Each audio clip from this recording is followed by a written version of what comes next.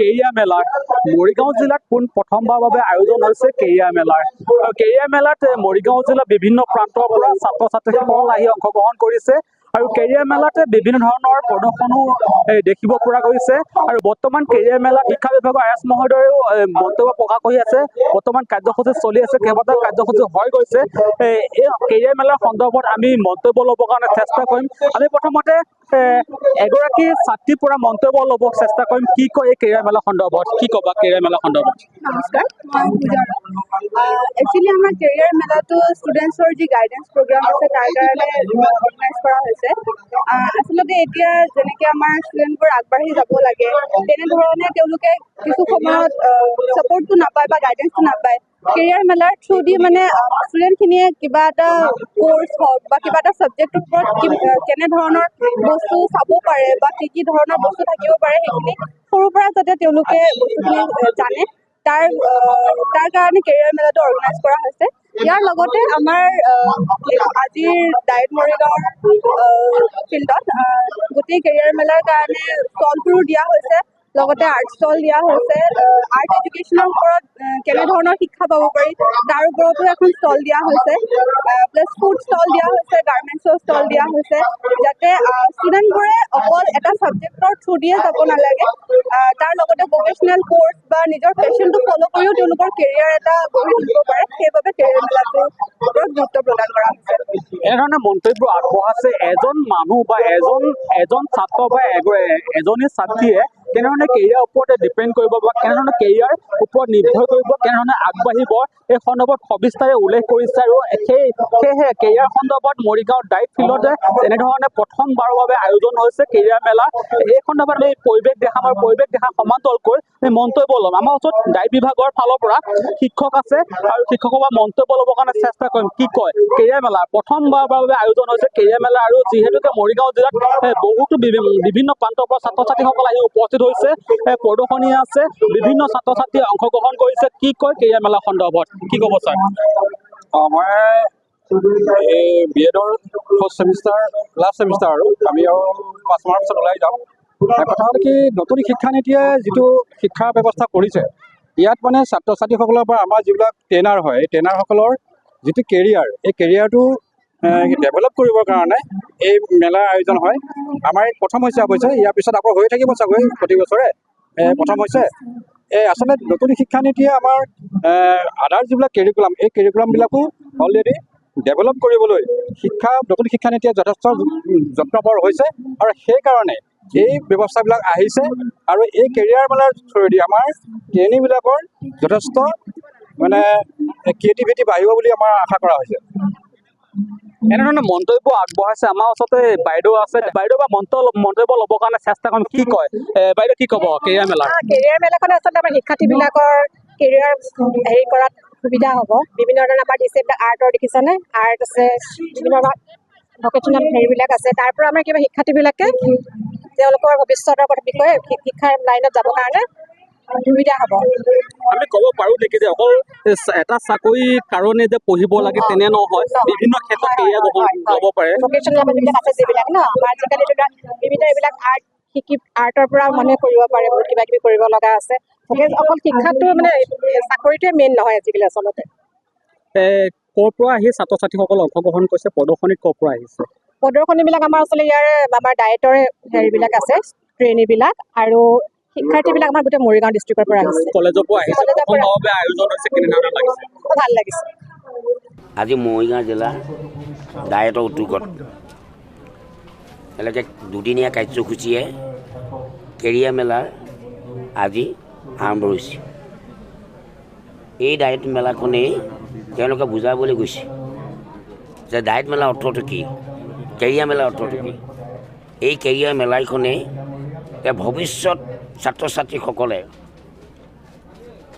কেনেদৰে কৰ্ম জীৱনেৰে তেওঁলোকে কেনেকৈ আগবাঢ়ি যাব পাৰিব, কেনেকৈ তেওঁলোকে কেৰিয়াৰটো গঢ় দিব পাৰিব, সেই বিষয়ে আজি এই কেৰিয়াৰ মেলাখনৰ জৰিয়তে যে জনাবলৈ বিচাৰিছে, যে মৰিগাঁও জিলাৰ লগতে অসমবাসী ৰাইজক জনাবলৈ বিচাৰিছে যে এজন ছাত্ৰ ছাত্ৰীয়ে যেতিয়া পঢ়া শুনা কৰি ভৱিষ্যতে কি হ'ব পাৰিব আৰু কেনেকৈ জীৱনটো গঢ় দিব পাৰিব, কেনেকৈ উচ্চ শিক্ষা লাভ কৰি কেনেদৰে তেওঁ জীৱনটো গঢ় দিব পাৰিব, সেই তাৰ কাৰণে এই কেৰিয়াৰ মেলাখনৰ জৰিয়তে প্ৰেৰণা যোগোৱা হ'ব। তেওঁলোকে প্ৰেৰণা যোগাবলৈ গৈছে যে আমি এই কেৰিয়াৰ মেলাখনৰ জৰিয়তে উঠি অহা প্ৰজন্মসকলক কেৰিয়াৰটো যাতে ভালদৰে গঢ় দিব পাৰে, তাৰ কাৰণে এই মূল উদ্দেশ্য কেৰিয়াৰ মেলা। আয়োজন কেনেকুৱা পাইছে আপুনি? পৰিদৰ্শন কৰিছে ষ্টলবিলাক? ভাল হৈছে, ভাল হৈছে। আৰু নিজেও এজন তেখেত এক্সপাৰ্ট মানুহ, আৰ্টিষ্ট মানুহ, গতিকে ভাল মানুহ। ললিত কলা বঁটা পাইছে, অসমৰ ভিতৰত তেওঁ প্ৰথম ৰাষ্ট্ৰপতি। আমাৰ মৰিগাঁও ডায়েটৰ প্ৰিন্সিপাল কিশু কুমাৰ দাস। আমি খুব ডায়েটৰ উদ্যোগত এই দুদিনীয়া কাৰ্যসূচীৰে কেৰিয়াৰ মেলা আমি অনুষ্ঠিত কৰিছোঁ আৰু আমি খুব গৌৰৱ অনুভৱ কৰিছোঁ যে বহু কষ্টৰ এইটো ডায়েটৰ, আমাৰ মৰিগাঁও জিলাৰ ডায়েটৰ এটা সপোন আছিলে যে আমি মৰিগাঁও জিলাখনৰ কাৰণে, শিক্ষা ক্ষেত্ৰখনৰ কাৰণে, বিশেষকৈ শিক্ষা ক্ষেত্ৰৰ যিবোৰ স্কুল আছে, মহাবিদ্যালয় আছে, শিক্ষাগুৰুসকল আছে, অভিভাৱকসকল আছে, সকলোৰে উদ্দেশ্যে আমি দুদিনীয়া কেৰিয়াৰ মেলা উদযাপন কৰিম।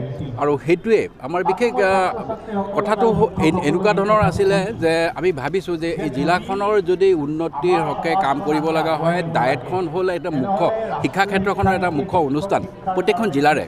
আৰু সেই অনুষ্ঠান আমি যিবোৰ ট্ৰেইনিং চলি আছে, ট্ৰেইনিংটো আছে, ডে টু ডে আমি ট্ৰেইনিংবিলাক আছে, তাৰ উপৰিও আমি কিছুমান এডিশ্যনেল এই জিলাখনৰ কাৰণে কাম কৰিব পাৰোঁ নেকি। আজি কেৰিয়াৰ মেলা যিটো অনুষ্ঠিত কৰিছোঁ, এইটো এটা আমাৰ এডিশ্যনেল ৱৰ্ক, এইটো আমাৰ কাৰিকুলাম বা এইটো এনেকুৱা ক্ষেত্ৰখনত নহয় যে আমি জিলাখনৰ শিক্ষা ক্ষেত্ৰখনত আমি কিছু আগবঢ়াই নিবৰ কাৰণে, ছাত্ৰ ছাত্ৰীসকলৰ উন্নতিৰ কাৰণে আমি কি কৰিব পাৰোঁ।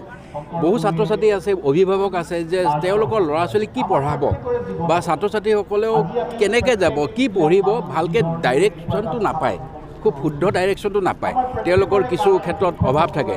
চ' আমি বিচাৰিছোঁ যে আমাৰ এই দুদিনীয়া মেলালৈকে আহক ছাত্ৰ ছাত্ৰীসকলে, ইয়াত বিভিন্ন ধৰণৰ বিষয়বিলাক আমাৰ ষ্টল হিচাপে ৰাখিছোঁ। প্ৰত্যেকটো ষ্টলত তেওঁলোকে যাওক, নিজৰ নিজৰ ইণ্টাৰেষ্টত তেওঁলোকে ষ্টলটো সোমাব পাৰে।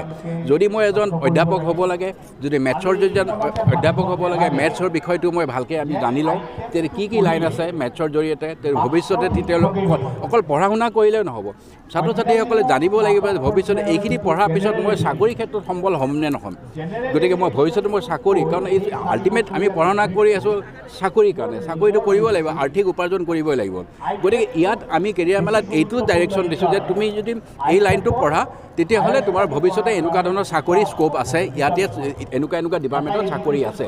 গতিকে জব প্ৰস্পেক্টটো আমি ইয়াত দেখুৱাইছোঁ। তাৰোপৰি আমি এতিয়া যে স্কিল ডেভেলপমেণ্টৰ ওপৰত যথেষ্ট গুৰুত্ব দিয়া হৈছে। এতিয়া নতুন শিক্ষানীতিত হ'ল স্কিল ডেভেলপমেণ্ট। ছাত্ৰ ছাত্ৰীসকলে, মই সকলো ছাত্ৰ ছাত্ৰীসকলে ভালকৈ যে পাৰদৰ্শিতা যে পঢ়িব লাগিব সেইটো কথা নহয়, যাৰ য'ত ইণ্টাৰেষ্ট আছে। কোনোবাই যদি বাঁহ বেতৰৰ কাম কৰিব বিচাৰে, তেওঁ ভৱিষ্যতে আৰ্থিকভাৱে বাঁহ বেতৰ কাম কৰি পেলাইও তেওঁ জীৱন নিৰ্বাহ কৰিব পাৰে। ইভেন বহুতে স্কিল ডেভেলপমেণ্টৰ কাৰণে লাৰু পিঠাৰো আমাৰ ইয়াত মেলা পাতিছোঁ। তেওঁলোকেও এটা সম্বল হ'ব পাৰে, চেল্ফ মানে যিটো উপাৰ্জন, তেওঁলোকে নিজে কেনেকৈ আৰ্থিকভাৱে নিজৰ উপাৰ্জনটো কৰিব পাৰে। বিভিন্ন ধৰণৰ স্কিলৰ আমাৰ ইয়াত মেলা ষ্টলত আমি ৰাখিছোঁ। আৰ্ট এডুকেশ্যন, ফিজিকেল এডুকেশ্যনৰ পৰা, ভকেশ্যনেলৰ পৰা, স্কিল ডেভেলপমেণ্টৰ বিভিন্ন ছাবজেক্টবিলাক লৈ আছে। গতিকে আমাৰ উদ্দেশ্য ছাত্ৰ ছাত্ৰীসকলক আমি বলিষ্ঠভাৱে যাতে সবল কৰিব পাৰোঁ, জিলাখনত তেওঁলোকে যাতে আগবাঢ়ি যাব পাৰে, আৰু জিলাখনৰ আমাৰ যিটো ডায়েটৰ সেই দায়িত্ব ছাত্ৰ ছাত্ৰীসকলক লৈ যাতে মানে এটা প্ৰপাৰ ডাইৰেকশ্যন তেওঁলোকৰ এটা লাইন দিব পাৰোঁ, আৰু ভৱিষ্যতে এজন সুনাগৰিক হিচাপে যাতে গঢ় দিব পাৰোঁ, আমাৰ সেইটো উদ্দেশ্যে দুদিনীয়া আমি কাৰ্যসূচী হাতত লৈছোঁ।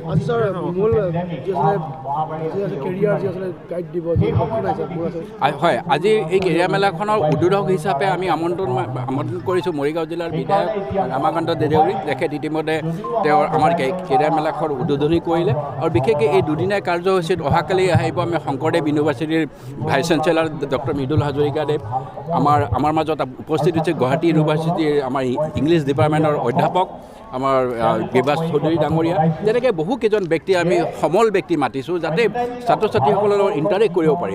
ছাবজেক্ট ৱাইজ সমল ব্যক্তি মাতিছোঁ, বিভিন্ন ধৰণৰ ছাত্ৰ ছাত্ৰীসকলে যাতে ইণ্টাৰেক্ট কৰি পেলাই তেওঁলোকক সঠিক ৰাস্তা দিব পাৰে।